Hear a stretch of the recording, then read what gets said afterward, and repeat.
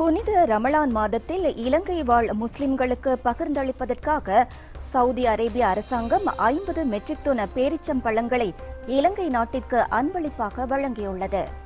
இந்த பேரிச்சம்பழங்களை உத்தியோகபூர்வமாக கையளிக்கும் நிகழ்வு இன்று கொழும்பிலுள்ள சவுதி அரேபிய தூதுவராலயத்தில் இடம்பெற்றது.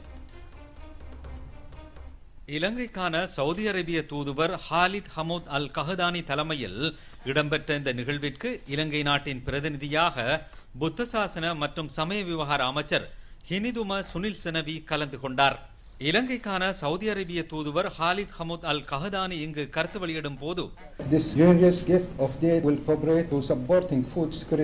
சவுதி அரேபியா மற்றும் இலங்கை ஆகிய இரண்டு நாடுகளுக்கும் இடையிலான உறவினை மேலும் பலப்படுத்துவதற்கான ஒரு சந்தர்ப்பமாக சவுதி அரேபிய அரசாங்கத்தினால் வழங்கப்பட்ட இந்த பெரிய தொகை பேரிச்சம்பழ நன்கொடை காணப்படுகின்றது. இதற்கு முன்னரும் இவ்வாறான நன்கொடை வழங்கப்பட்டுள்ள போதிலும் இம்முறை மிகவும் தரமான பேரிச்சம்பழங்களை சவுதி அரசாங்கம் வழங்கியுள்ளது. இதேவேளை நாட்டின் 25 மாவட்டங்களில் உள்ள 2741 பள்ளிவாசல்களுக்கு இடையில் இவை பகிர்ந்தளிக்கப்பட உள்ளன என்று தெரிவித்தார்.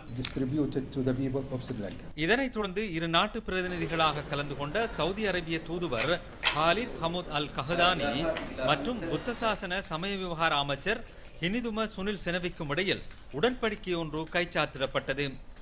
இந்த நிகழ்வில் அமைச்சர்களான ஹினிதும சுனில் செனவி மற்றும் பிமல் ரத்நாயக்க, பிரதி சபாநாயகர் ரிஸ்வி சாலி, பிரதி அமைச்சர்களான அருண் ஹேமச்சந்திர, முனீர் முலப்பர், பாராளுமன்ற உறுப்பினர்களான ரிஷாட் பதூதீன், காதர் மஸ்தான், முஸ்லிம் சமய கலாச்சார பண்பாட்டு அலுவல்கள் திணைக்களத்தின் பணிப்பாளர் MSM நவாஸ் உட்பட ஊடகவியலாளர்கள், ராஜதந்திரிகள் என பலரும் கலந்து கொண்டனர்.